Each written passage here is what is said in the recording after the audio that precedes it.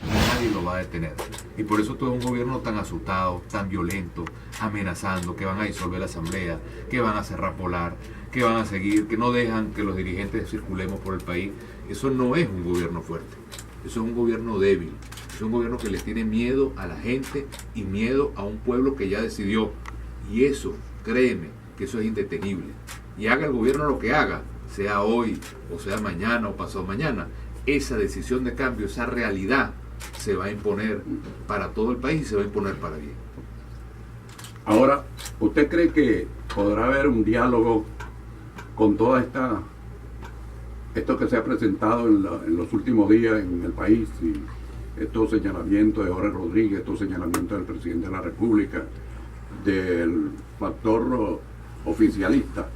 Y aparte de ello, hay un ingrediente en esto, y es que se dice que el Vaticano debe participar en este posible diálogo, pero sin embargo no han recibido invitación del gobierno nacional. Así es. ¿Qué lectura le da a usted a todo esto y cree que podrá haber un diálogo en las circunstancias que se está viviendo?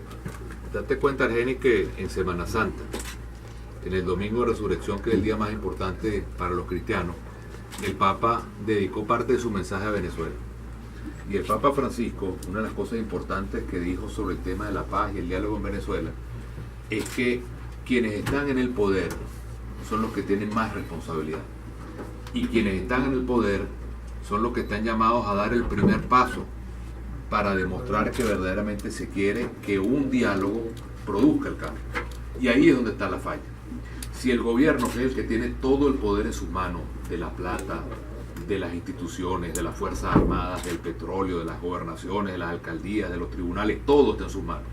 Si el gobierno realmente tuviera una intención, una voluntad real de buscar un cambio a la economía, a la escuela, al costo de la vida, o al tema de los presos políticos, o a lograr que en Venezuela haya unas elecciones para lograr que haya alternabilidad o reconocer a la Asamblea Nacional, el gobierno lo habría podido hacer de 1000 veces y de 1000 formas diferentes.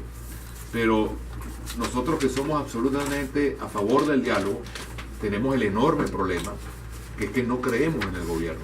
Y no creemos en el gobierno porque, entre otras cosas, el gobierno no ha hecho un gesto, como dice el Papa Francisco, de la responsabilidad que tiene, que es el manejo del poder, verdaderamente dar un testimonio que quiere que el diálogo vaya a algún lado.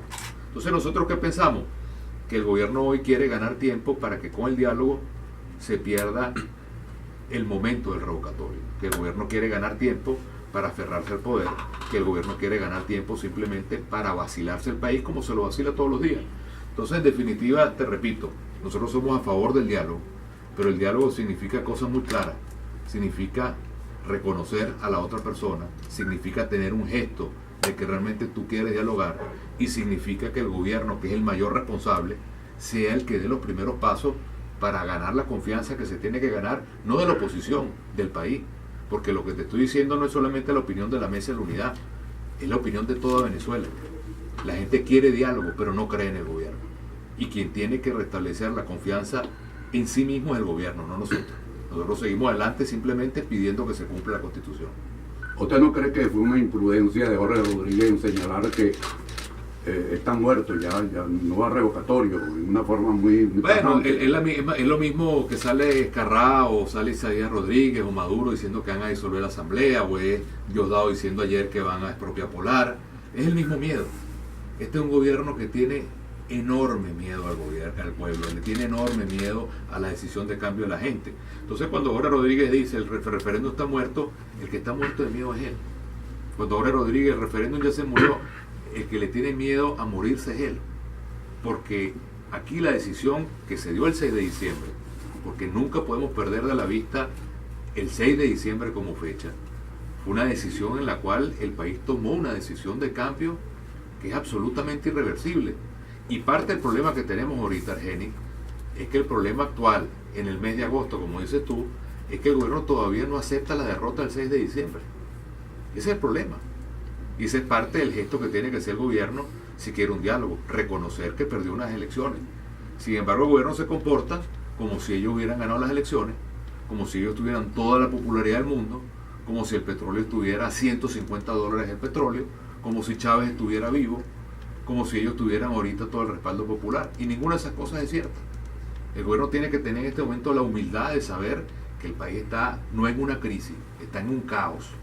Y en ese caos, saber que quien originó este caos es el propio sistema político y económico que está actualmente del gobierno, que es el que crea las colas, es el que cierra las empresas, es el que tiene presos políticos, es el que no reconoce al pueblo, es el que está fuera de la Constitución. Hasta que el gobierno no tenga la humildad y la sensatez de reconocer eso, lo que está es destruyendo el país. Ahora fíjese usted, Jorge Rodríguez dice que el presidente puede disolver el Parlamento, pero sin embargo, Carrá dice lo contrario. ¿Es que no se ponen de acuerdo o qué puede analizar usted como abogado? Los dos personajes no merecen dedicarle ni un segundo de atención. Carrá está donde le conviene. Acuérdate que Carrá fue precandidato de gobernador de Carabobo. Claro.